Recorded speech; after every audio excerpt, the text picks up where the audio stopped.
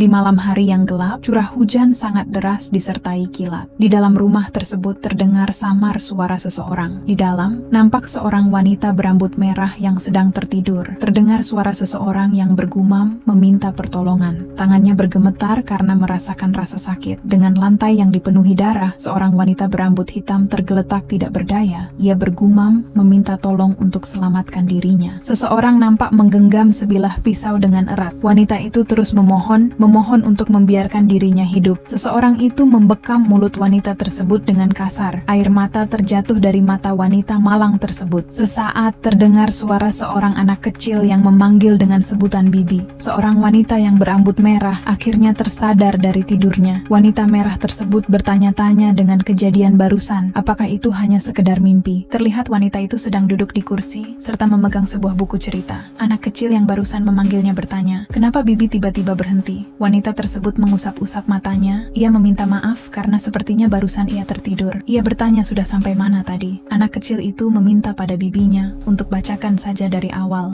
Dengan lembut wanita tersebut mengiyakan hal itu. Ia akan segera membacakan ulang dari awal. Dengan hangat, wanita tersebut membacakan ulang buku cerita pada anak kecil itu.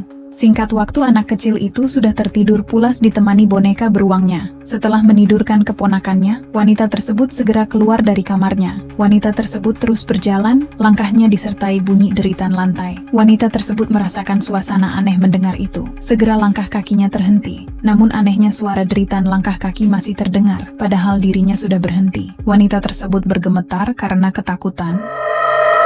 Suara deritan langkah kaki tersebut seperti mengarah pada dirinya. Di belakang wanita tersebut terdapat sosok wanita hitam legam yang meminta untuk carikan sesuatu. Sontak wanita tersebut segera melihat ke belakang. Namun di belakang tidak ada siapapun yang mengikutinya. Ia bertanya-tanya apa barusan dirinya cuma halu belaka. Segera wanita itu masuk ke kamarnya. Saat pintu kamar wanita itu sudah tertutup, tak lama suara deritan langkah kaki terdengar. Anehnya kejadian tersebut hanya terdengar suara tanpa adanya wujud seseorang.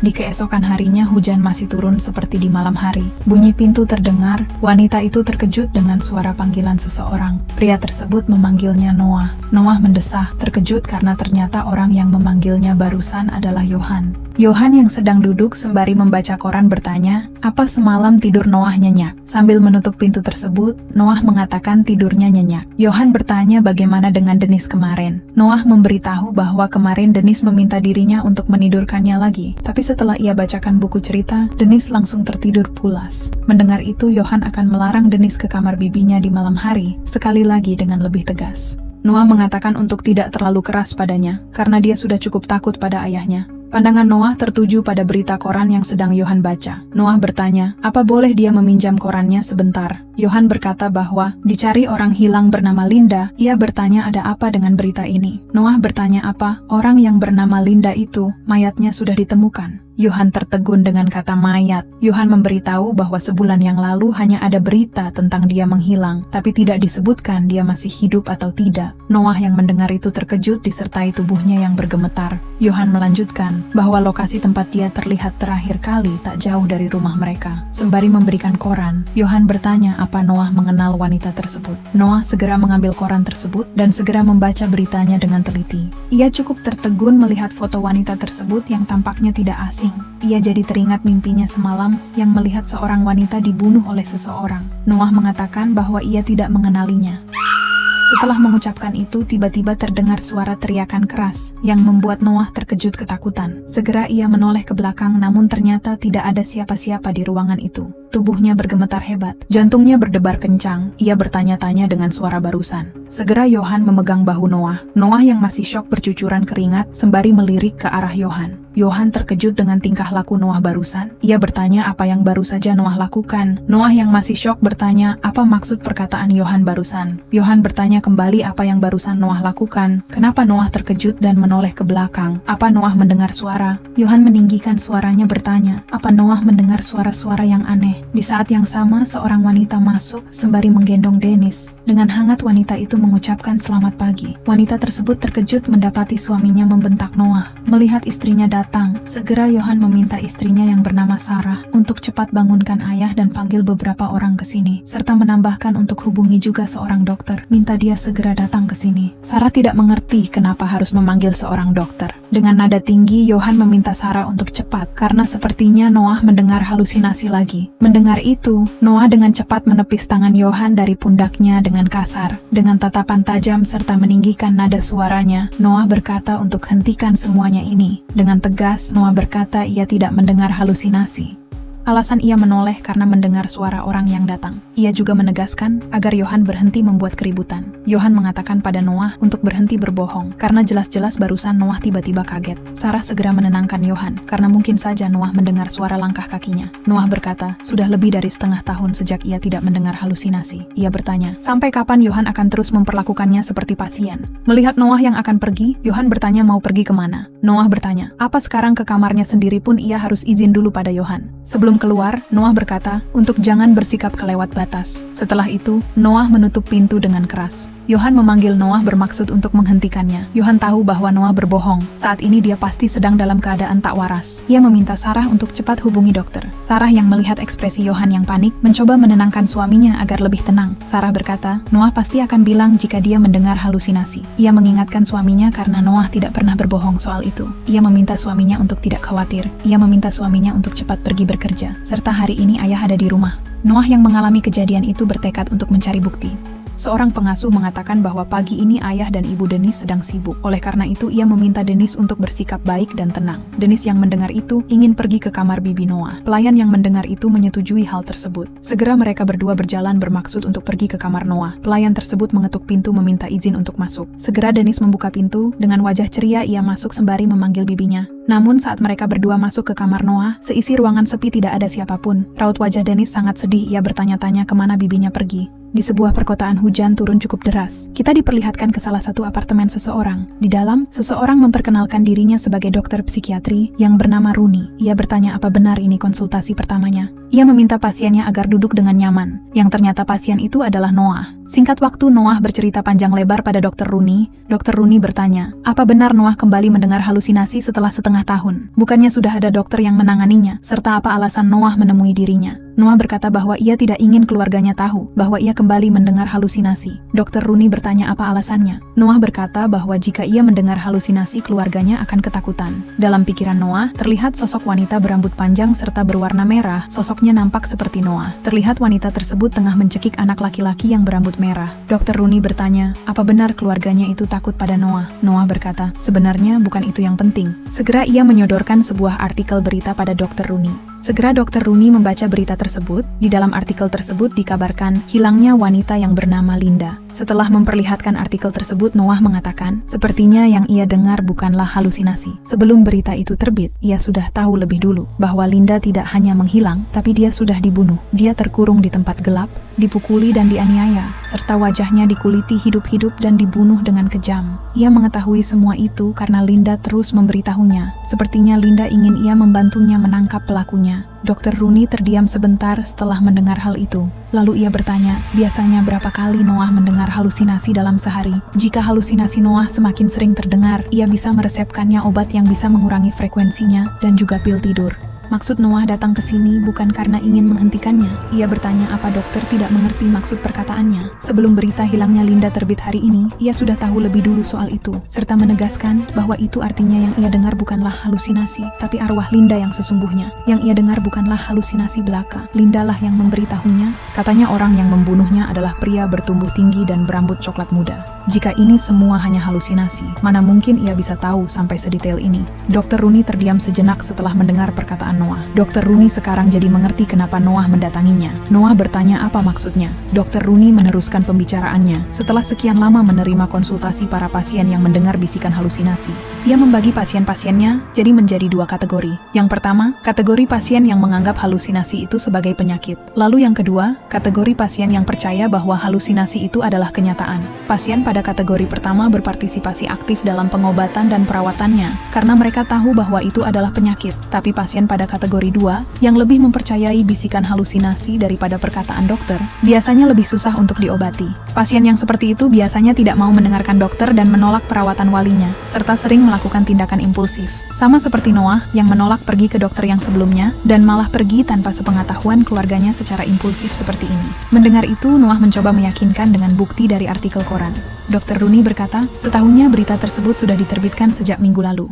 Noah terkejut mendengar kata seminggu lalu. Dr. Rooney yakin Noah pasti melihat berita ini beberapa hari sebelumnya dan mulai mendengar bisikan halusinasi setelah itu. Orang yang di berita itu mengenalku. Suara yang kudengar ini sebenarnya adalah suara hantu. Itu semua adalah delusi yang umum di kalangan pasien. Walau Noah mencari dokter lain dengan susah payah, pasti tidak akan ada dokter yang mengatakan bahwa bisikan itu adalah nyata. Karena bisikan halusinasi itu adalah penyakit dan hantu arwah itu tidak nyata. Noah hanya terdiam setelah mendengar perkataan Dr. Rooney barusan. Dr. Rooney berkata untuk sudahi saja konsultasi hari ini. Beberapa waktu kemudian, ketukan pintu terdengar. Seorang pelayan bertanya pada dokter, karena sepertinya konsultasi cepat sekali selesai. Dr. Rooney meminta maaf, selanjutnya ia akan lebih berhati-hati. Pelayan tersebut meminta Dr. Rooney untuk pulang jika sudah lelah. Dr. Rooney berterima kasih karena sudah memperdulikannya. Namun ia meminta pelayan tersebut untuk tidak khawatir. Pelayan itu bertanya, bukannya kejadian itu baru beberapa hari terjadi.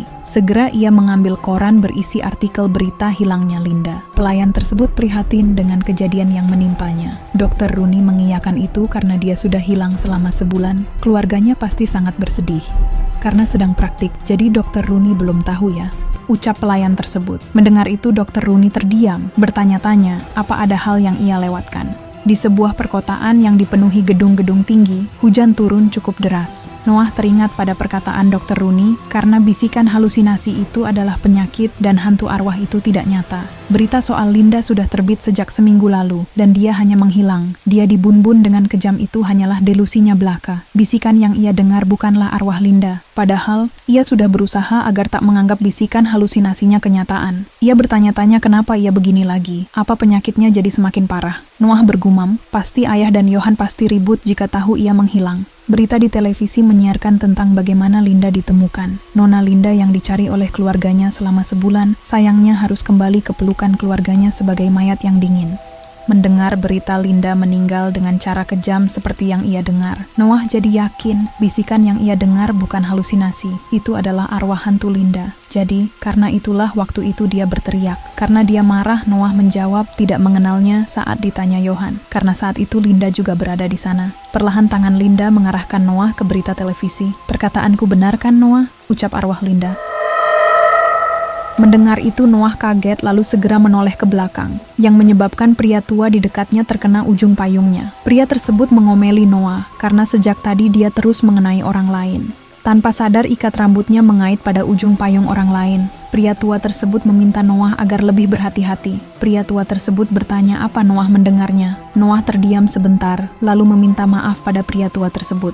Segera Noah pergi dari tempat itu, tanpa ia sadari ikat rambutnya terlepas. Sesaat kemudian seorang pria menyadari ada ikat rambut yang jatuh, lalu segera mengambilnya. Terlihat pria itu berpakaian rapi menggunakan jas hitamnya. Rekannya bertanya, apa dia mengenali wanita berambut merah itu? Pria asing tersebut memperlihatkan Noah yang sedang berjalan pergi. Pria asing tersebut percis seperti yang dikatakan arwah Linda, badan tinggi serta rambut berwarna coklat muda. Pria asing itu menyeringai berkata ia tidak mengenalnya, tapi mulai sekarang ia harus mencari tahu soal dia.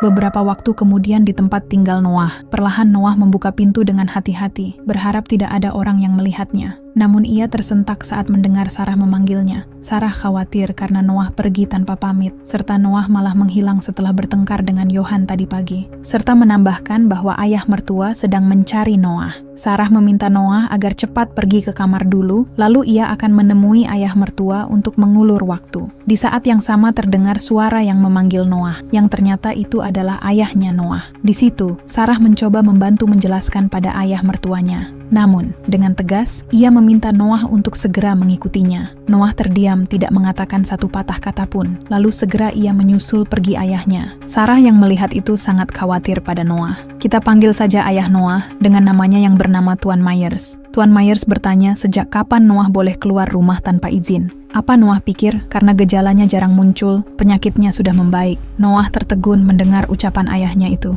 Tuan Myers bertanya bagaimana dengan keributan tadi pagi. Katanya Noah mendengar halusinasi lagi. Noah yang mendengar itu terdiam sebentar, lalu dengan suara lirih Noah berkata, "Bisa saja itu bukanlah halusinasi." Tuan Myers bertanya apa yang Noah bicarakan. Noah menjelaskan bahwa bisa saja yang ia dengar bukanlah halusinasi, tapi sesuatu yang nyata. Tuan Myers terdiam sebentar, lalu bertanya apa Noah berpikir seperti itu lagi, serta kenapa Noah terus saja percaya suara yang berasal dari orang yang tak terlihat dan hanya bisa didengar oleh Noah itu adalah kenyataan. Apa Noah lupa dengan perkataan dokter sebelumnya? Dia melarang Noah untuk mendengar bisikan-bisikan itu. Noah memberitahu ayahnya bahwa di berita juga, sebelum menjelaskannya, Tuan Myers meninggikan suara meminta Noah untuk berhenti. Noah tersentak mendengar itu. Tuan Myers bertanya apa Noah begini karena ingin jadi seperti ibunya. Tubuh Noah bergetar hebat mendengar hal itu. Tuan Myers melanjutkan, apa Noah tahu apa yang akan terjadi jika dia terus mendengar halusinasi? Sembari memegang pundak Noah, ia berkata, "Kau akan gila Noah, bisikan halusinasi tak muncul karena seseorang itu gila, tapi seseorang menjadi gila karena terus mendengar halusinasi."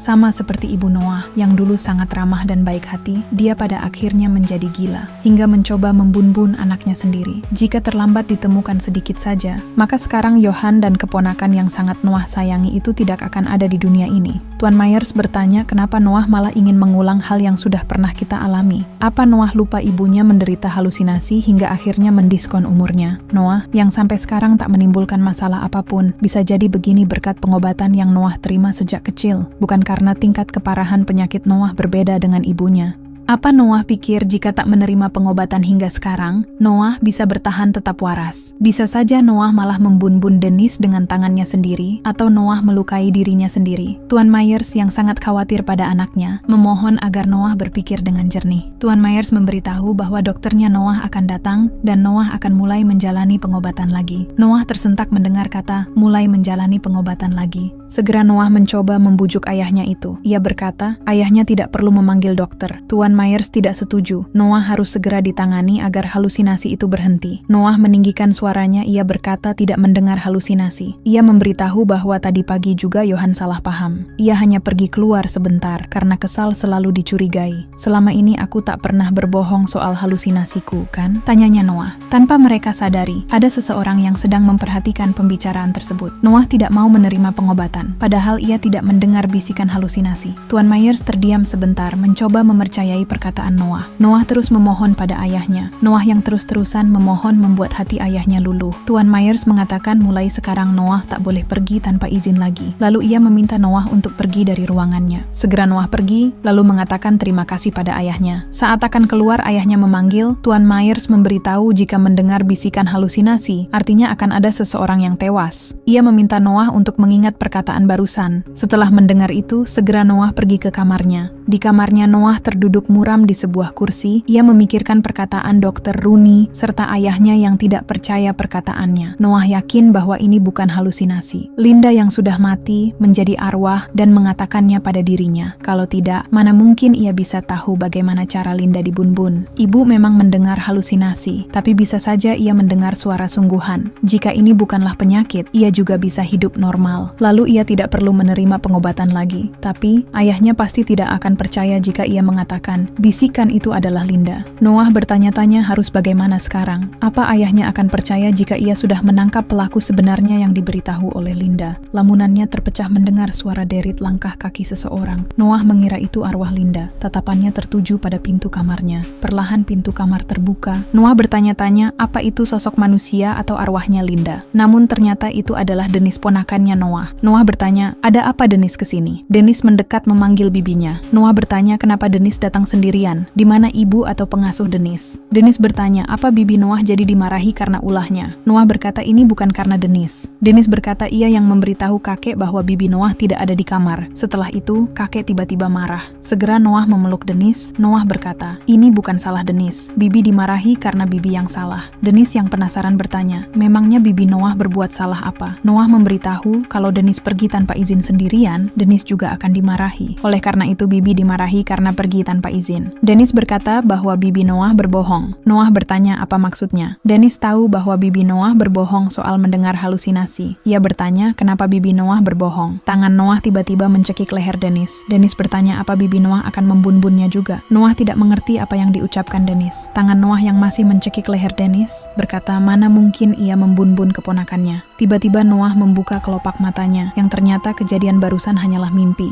Detak jantung berdetak kencang serta air keringat membasahi tubuhnya. Ia bertanya-tanya kapan ia tertidur. Apa ia jadi bermimpi buruk karena berbohong pada ayahnya? Padahal ayahnya sampai berkata begitu. Bisa-bisanya ia berpikir untuk meyakinkan ayahnya dengan cara menangkap pembunuh. Benar-benar tak masuk akal. Noah memiliki ide, apa ia coba menjelaskan soal Linda pada ayahnya dengan tenang. Noah merasakan tangannya yang basah, tapi bukan keringat. Ia merasa aneh karena tempat tidurnya juga lembab. Segera ia berniat menyalakan lampu kamarnya. Tangan Noah mencoba menarik saklar lampunya. Setelah menyalakan lampunya, ternyata di tangan Noah berlumuran darah segar. Noah terbelalak tidak percaya melihat itu. Di kasur tempat tidurnya, baju, selimut, bantal, serta lantai rumahnya dipenuhi lumuran darah segar. Tiba-tiba, suasana kamar Noah menjadi menakutkan. Di sebelah tempat tidurnya tergeletak pisau yang sudah berlumuran darah. Tubuh Noah terdiam karena mengalami syok berat. Tidak hanya darah di mana-mana serta pisau yang ada di sebelahnya, ternyata ada juga kulit wajah manusia yang masih segar tergeletak di kasurnya.